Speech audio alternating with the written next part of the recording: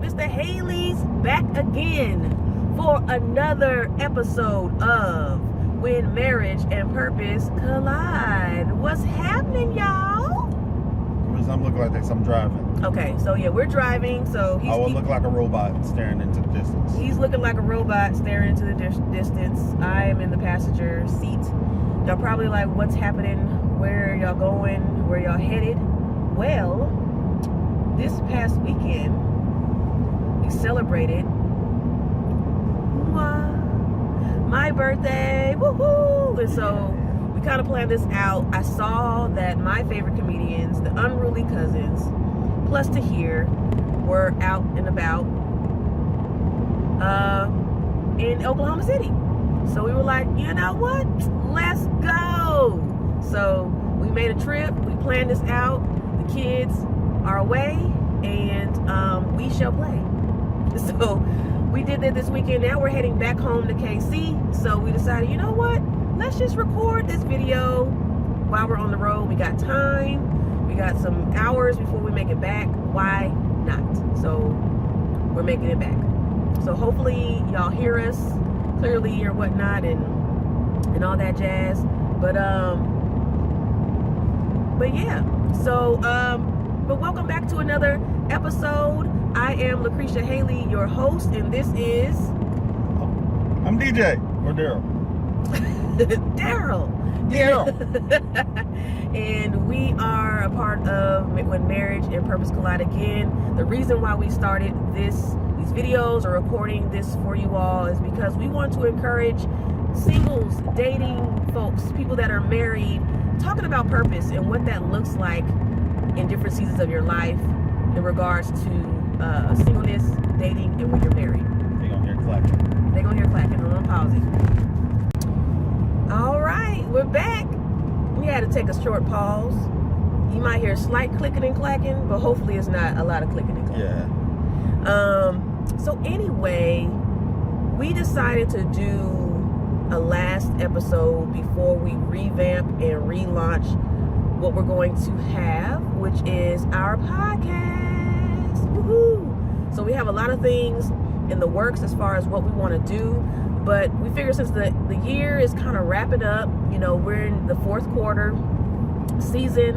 A lot of you all are probably gearing up for next year and trying to make sure you have everything straight. We wanted to just take some time to take a pause and figure out what this looks like, what audience we're grabbing, and all that. So I hope you're enjoying this. I hope you're enjoying what we have, what we put together, and just let y'all know it's about to be fire, which y'all gonna see in the future. So stay tuned. So this topic today is kind of basically just wrapping up our year, right?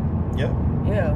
We wanted to wrap up basically what we had, the highs and the lows, what we kind of experienced as we were married, in our individual lives, individual thinking patterns, what we were going through, all of that stuff. So I figured, you know what? Let's just do a final video wrapping up our thoughts on this year. What do you think about that? What do you think about wrapping up our... Oh no, it's good. Especially, you know, get it out there so y'all can know what's going on or what happened.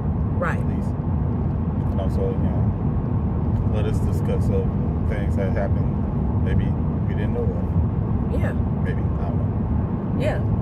So maybe something you didn't know about. So... Sorry, I gotta speak louder. I keep forgetting. Yeah, speak louder.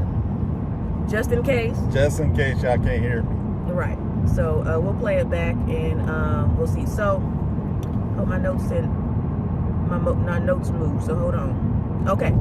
So the first one we want to discuss was something that I never would have imagined happening, and it was very hard for the both of us.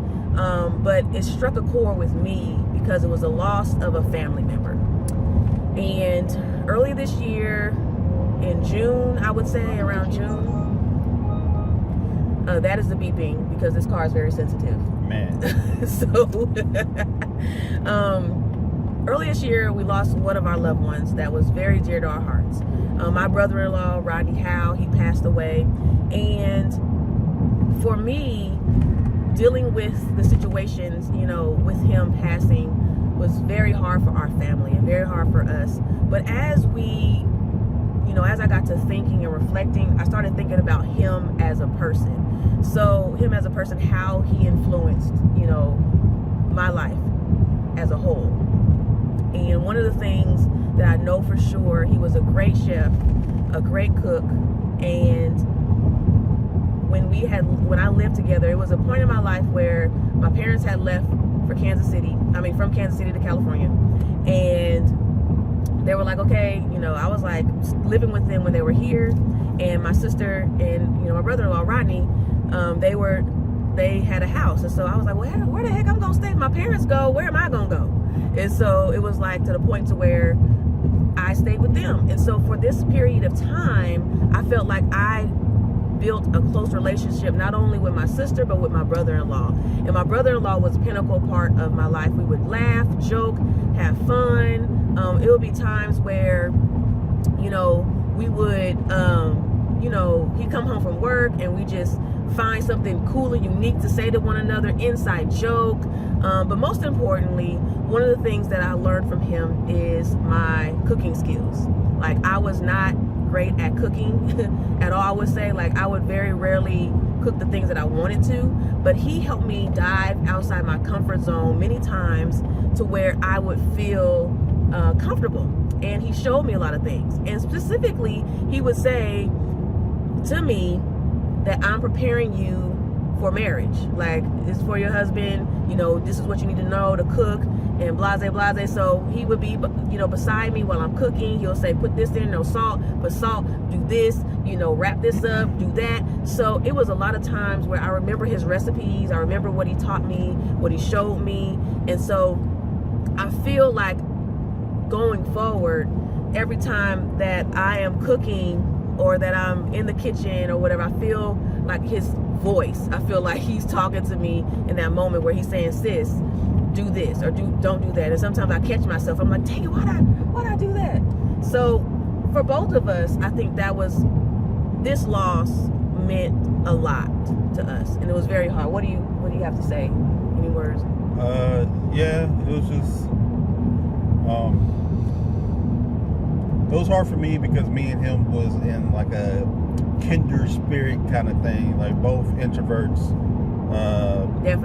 Definitely, like, although they wouldn't say it, our communication would be a lot for us, but they'd be like, they weird, because we'll sit there and be both on our phones, but just because we're by each other and probably talk every now and then, that was enough to kind of like, this is my boy kind of thing.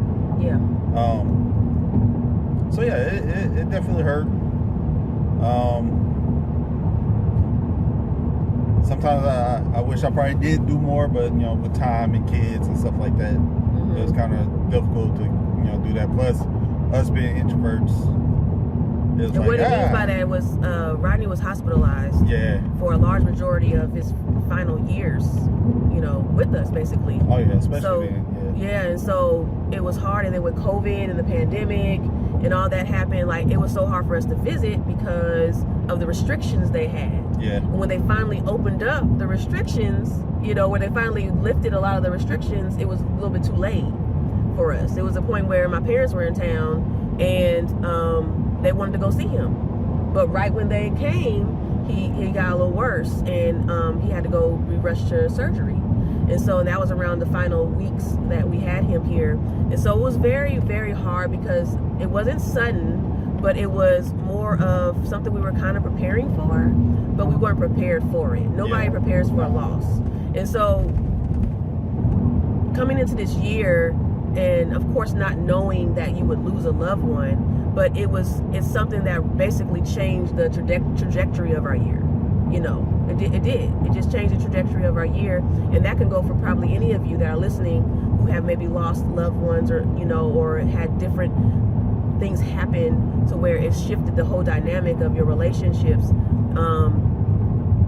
It's just something that we have to live with now. And so I would say that loss that happened in the middle of the year as well. So it was like, January to June, we were kind of almost smooth sailing, and then this kind of happened, and it kind of broke, broke a lot of what we were thinking and what we wanted to happen, going forward. So it was like a little mini obstacle that we had to get through.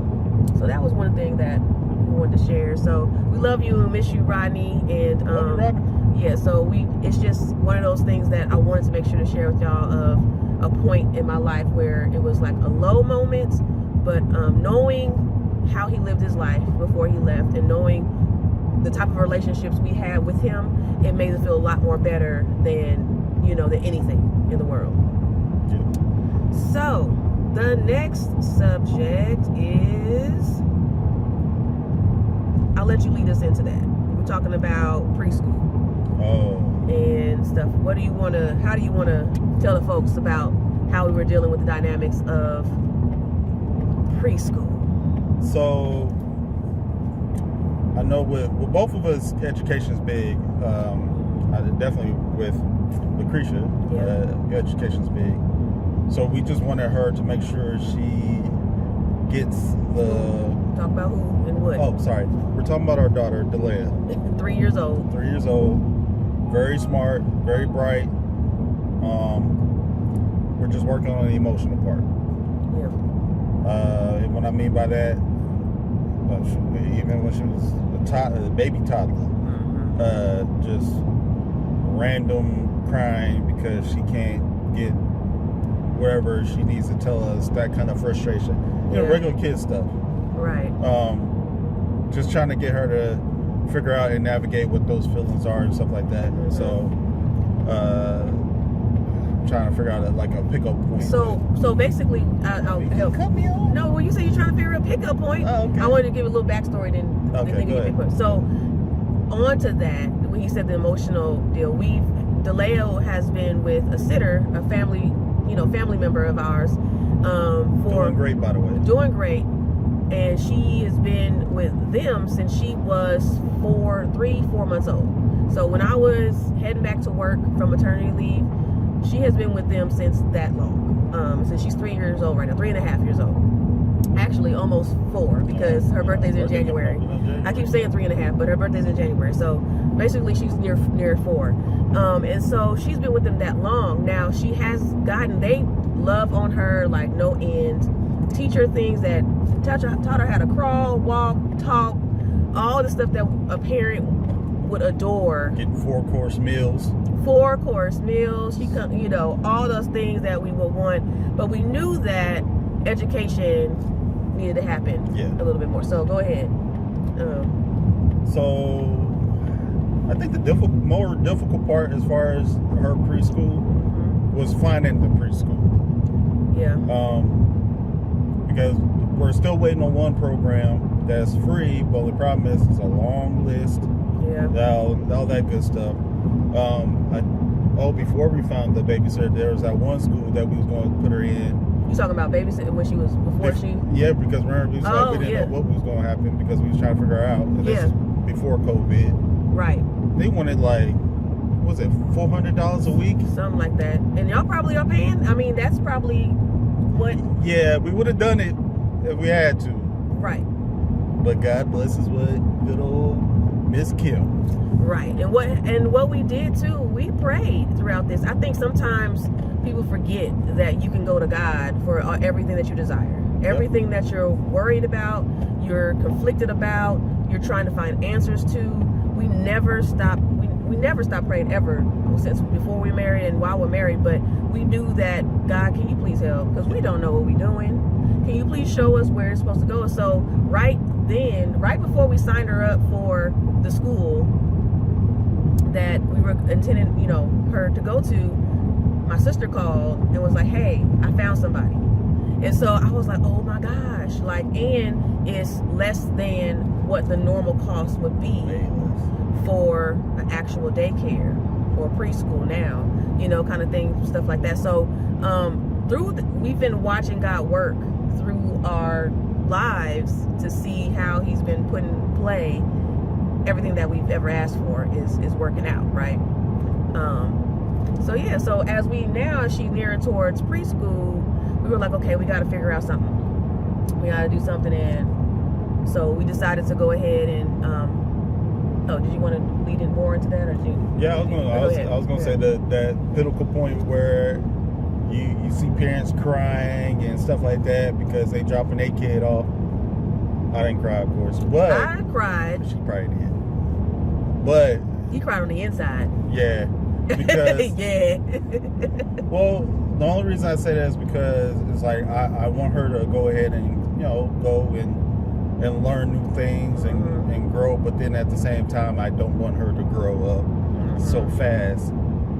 But then it's like a conflict. It's like I want her to enjoy and see life and make friends and learn these things, because that's I remember doing. Yeah. But at the same time, it's like it's my baby, and I'm giving her off to people I don't know. Yeah. It's all of that, and all the emotions, all the mom emotions that happen, because I knew it was coming. I knew it was coming. I seen pictures of everybody that posts on social media, the next level of their kids, from going to preschool to going to kindergarten to going to their first middle school, high school, all those moments. But inside of me, my heart was still, how they say, like, your heart is outside of your body, like your kids are your heart, and it's feel like they're walking hearts, kind of thing. And I just felt so much like, oh my gosh, I want to protect her. There's so much stuff going out there in the world, as you all know, of different messages and different things that are happening, and so that goes into your mind. And you're wondering, like, how will she be, as a student? What would happen? Like, what if the teacher does this, or what if that? And so it was a lot that we had to go through. And like DJ said, her emotional level, she's the educational side, she's great, like, we don't have a problem with that. She's very smart, but then we wanted her to get her emotions intact. We want her to start regulating what that looks like, self-regulation skills, and to hire her self-esteem as a little girl. In a quarter mile, merge onto I-35 North. We stopping at the toll. I was about to say, you ain't no funny pause, and we keep going. We at the toll right now. We at the toll, so y'all can see us. First of all, Oklahoma, y'all need to get yourselves together, okay? with these tolls. Yeah, that's why is it? First of all, why is it not cash only? No, second of all, because I said first of all, cash only, and y'all got a nerve to have 95 cents, 45 cents for stops, and no other way to pay. Oh, I think this is a take a ticket. Oh, okay, it's just a ticket. Okay, so this is a take a ticket thing. Ticket flapping. So long story short is hold on to that. Take an oath. We were able to find a school for Delia, and she has progressed in levels that we did never imagine. I mean, we imagined, but hearing the teachers say all that she is doing and how she's being an example in class and what she's doing, like, it makes our heart feel good that we had somebody lay the foundation. Of course, as parents, we lay the foundation, and then we let somebody else care for our kids, and they lay the foundation to even transition them into the period they are now, to where they can do school and be independent thinkers and be able to get along with friends and hear all the stuff. So I think this is a part of parenting. Like, this is a growth that we had to take. Like, we didn't know what we was doing. We don't know what we're doing. But like we said, we pray about these things. We talk, we communicate with one another about these things, because there are levels in parenting and growth. As your children grow, you grow. Yeah. And we felt a lot of growth because we have to have a lot of faith and know that she's going to be okay, that everything's going to work out. And so, she also made it easy too. Yeah. I don't know. Well, you go ahead and tell them exactly what happened during the day you dropped her off. Oh, so she plenty of times. She didn't even cry. She used to cry when I dropped her off. She felt like, I don't know what it was, but she used to just cry. When most kids, I would have thought she would have been the kid to just run off. Now, Lavelle might be that kid. Oh, yeah. Where he just run off, go in, not say bye or whatever. But she was clinging onto me. Didn't want to leave, didn't want me to leave, all that stuff. But slowly but surely now she's at a point to where she's okay. So that point, I think, is the growth for me and for us. Like, knowing that she's okay and she can get through this. And it's all just learning. Everything is learning. with kids. We don't know that they're learning when we think they're not. We think that we just showing books, showing things on television, talking to them. They're learning our actions. They're learning how we say things.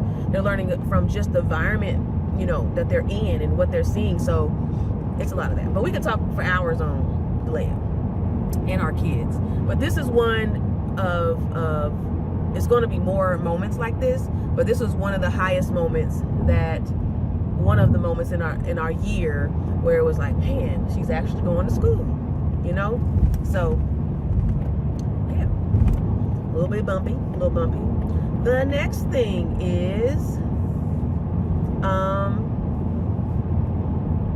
let's talk about, I started something new for myself, and I actually started, I'm gonna do a live with separately from this, because I don't want to talk too long on this subject, because there's reasons why, but more reasons why that I tell you here. But I started therapy.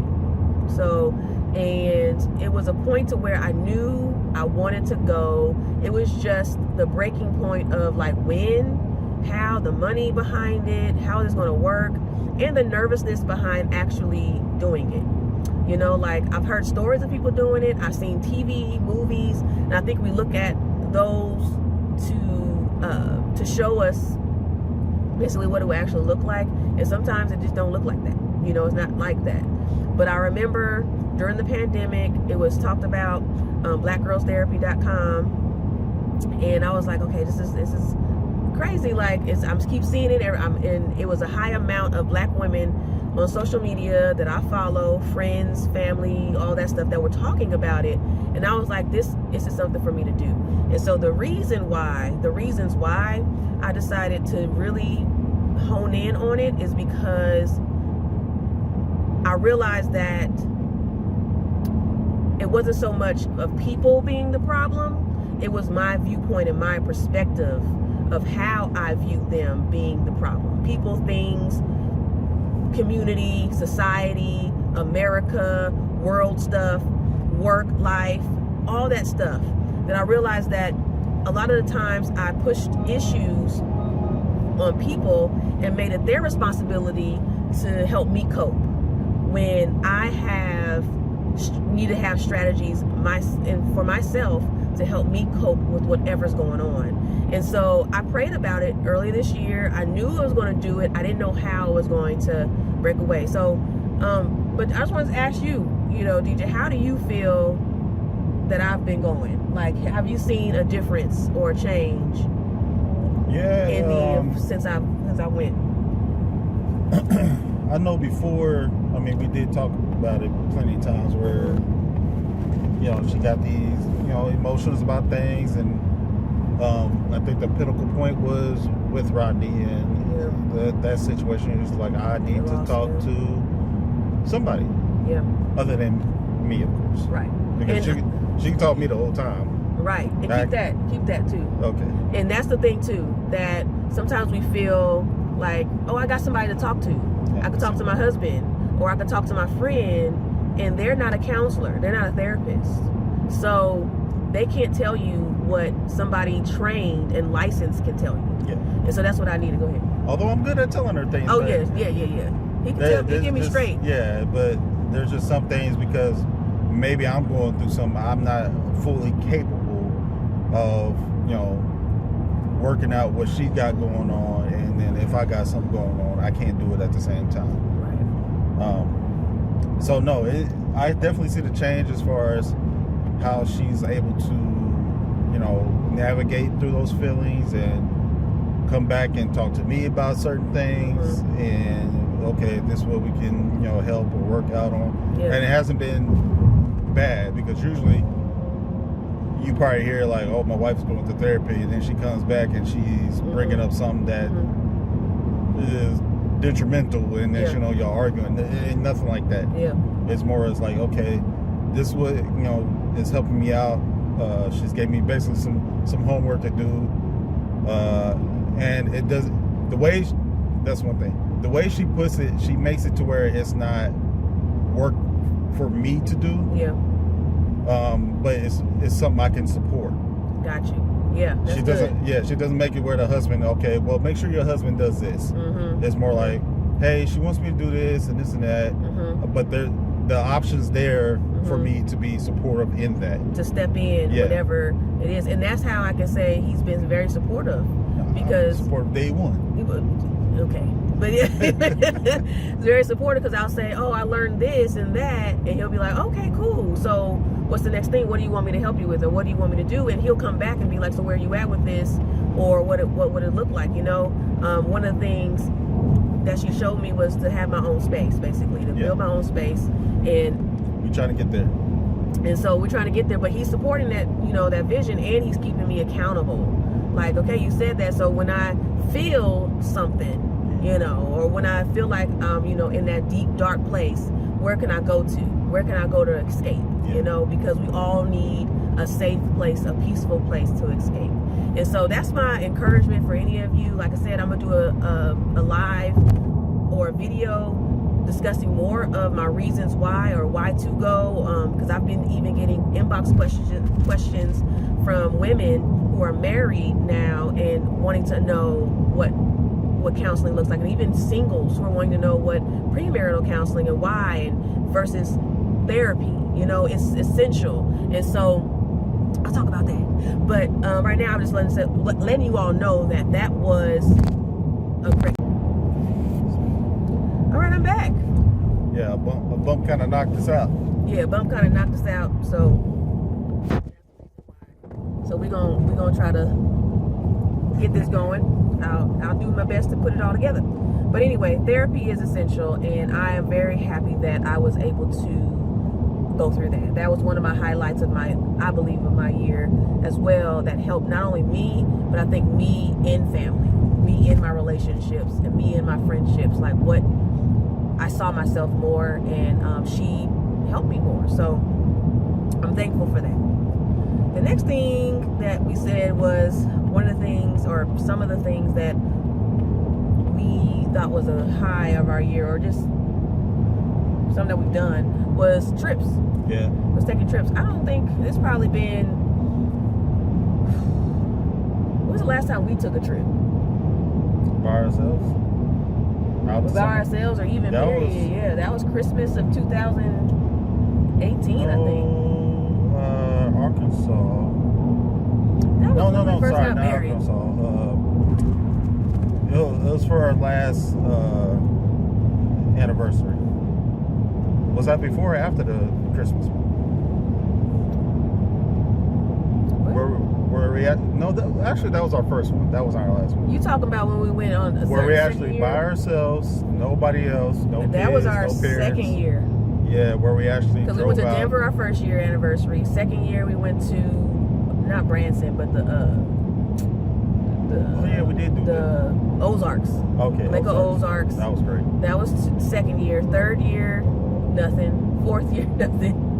We still spent time. Like we took a time to get out. Yeah. Well, I guess Cali counts. I mean, it's we left while we was there. I guess you count that. Yeah. So basically.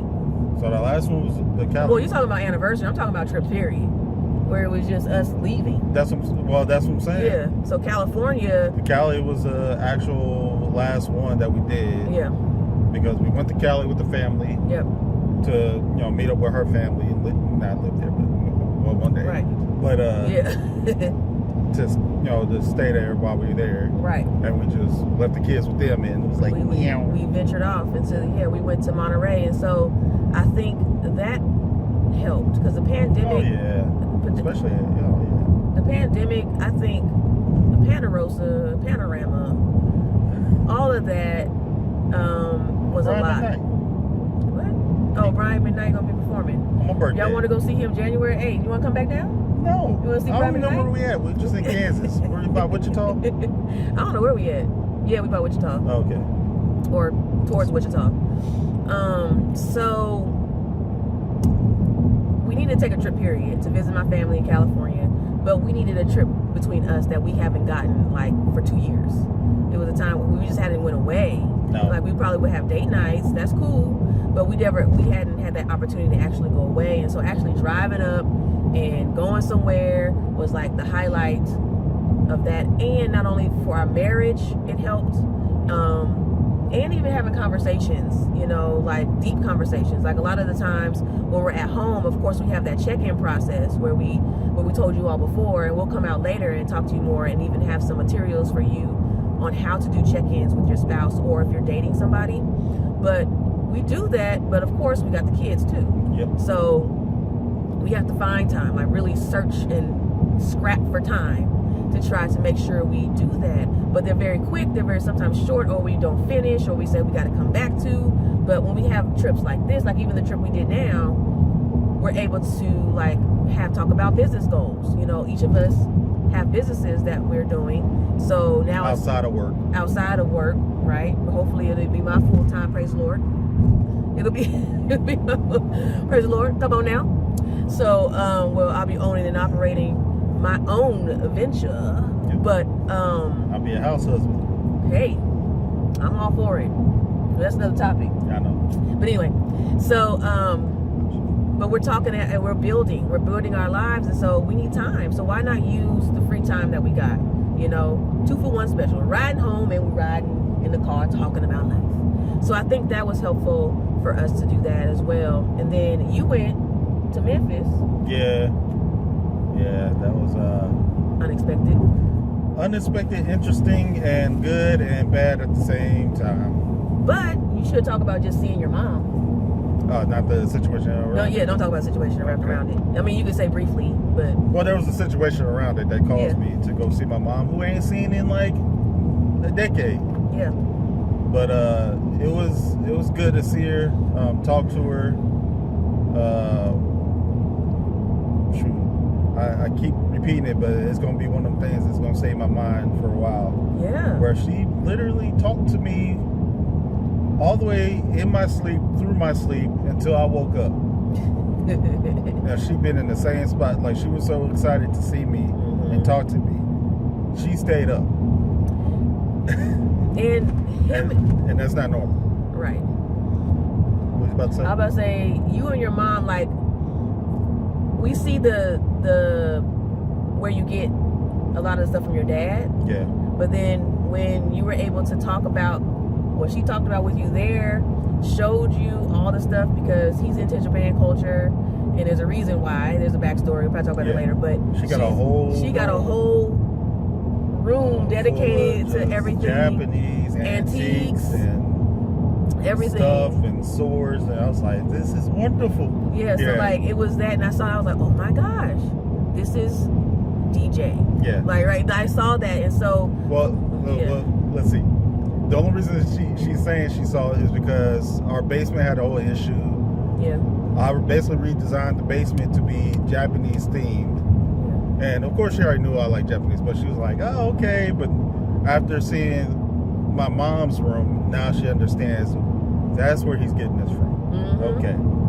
Yeah, I was able to I didn't know either. I was able to put, exactly. And so that's what I'm saying, like after 10 years of growth and you evolving as a man, you know, and knowing that you had your mom, you were lived with her for a while, but just seeing the growth as you now as an adult, a married man with kids, you know, now going back to your mommy. It's now like, oh my gosh, like you just saw it, I think, in a new light, because 10 years ago, where were you spiritually? Oh. Exactly. You know what I'm saying? Like, it's a lot of things that now you see going in. And so I was just thankful and grateful that he was able to go back. Oh, yeah. I was able to see her on the camera, you know, because I've never been in person. I haven't seen his mom. So it was very good to, I believe, pinnacle part of your year. Yeah. That moment of our year, actually. You going down unexpectedly, but God said, you know what? I'm going to drop this in here. It was therapeutic. Yeah. It's a nice little therapeutic drive to 7 hours. Y'all, he don't drive with music. I mean, he might put it on every now and then, but I have to have key things in order to drive with music. One, the speakers got to be good. My truck speakers are not good, so a lot of times I drive without it because they sound trash. That, and also I can stay in my head for hours and I forget where I'm at or what I'm doing. So, yeah. I call that my special power. I had a TikTok video I'll probably post for y'all to see of him driving and what he's doing in his head. Oh, you called me? Yeah, I got you. Oh, see? Didn't even know. Yep. So, anyway, so that was a part of our year. I think the last thing we wanted to discuss was... Oh, we were still talking about the trips. My bad. Go ahead. But yes, the trips, for me, well, there's going to be another one. The trips for me, it was helpful, just the fact that it's kind of like a refresh. Tell me to slow down. It was a refresh because after a while, you know, everything gets kind of mundane and stale. I ain't talking about the relationship, nothing, but for me, it's work. I go to work, do the same thing, deal with the same people, go home, and that's where most of my excitement is. Although I'm tired, right? And then you got to do it all over again the next day, and then do it all over again the next day. But taking those trips kind of give me a refresh away from everything, especially if it's out of town. Yeah. It helps out a lot, and then I can just see different things and kind of help me get my mind off all what's going on at home, and then I can come back and then kind of be like, okay, I'm refreshed now. I could go back and do what I'm supposed to be doing until we get that feeling again. Yeah, and I think so that is something important because you said how trips are therapeutic. You know. Oh no, that drive was. That drive was therapeutic for you. You know, in a way that you needed. Yeah. You know, that you didn't know. So it's like a 2-for-1. Again, you're going to see your mom, but then also you needed that point to where you had some time away. Yeah. You know, and then for me, seeking therapy, like we all need those. Like you had a jump start. You know, like you needed a jump. Yeah. You know, in order to really get back on pace onto things, and even just like you said here, you know, us leaving and going between us, like it's been since June that we were able to get away like this. Yeah. So I think now we even are planning for the future of the years that we go through, like what are some moments that we take away. We go away for the weekend. We go away for a couple days, have the kids stay somewhere, stay with family, and then we go away. Like that's how we should be doing. That's how everybody should be doing it. Find something to reset. Yeah. Because it does become routine, and it does become not stale, but it's like we gotta do something different. We go to work all the time. We come back home, take care of the kids, go to point A to point B. Yeah, we might go visit a family member here and there. We might go to a function here and there, but that's cool. But after a while, it's like, okay, what else, right? So, you know that I believe trips are good. Oh yeah. And then to take, and even a destination trip. Staycation. There you go. Staycations are good too.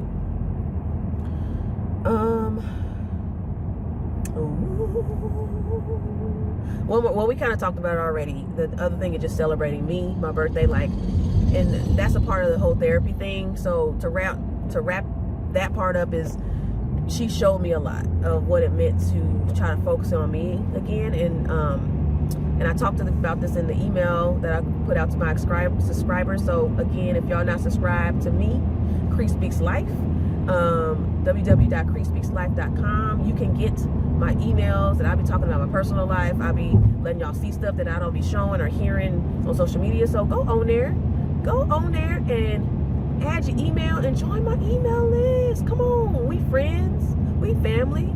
But anyway, I discussed about the photo shoot, and it's been 7-8 years since my last photo shoot. I used to do it every year for my birthday, and I was determined, persistent on this year that I needed to do it. I was like, I have to do it. 3-4 months ago, I was like, I need to do this for myself. And so I scheduled the photo shoot, and I scheduled the makeup done. Gosh, makeup artist. Shout out to Melody L for doing that. And then of course I have my support system. Shout out to the Love Cheerleader.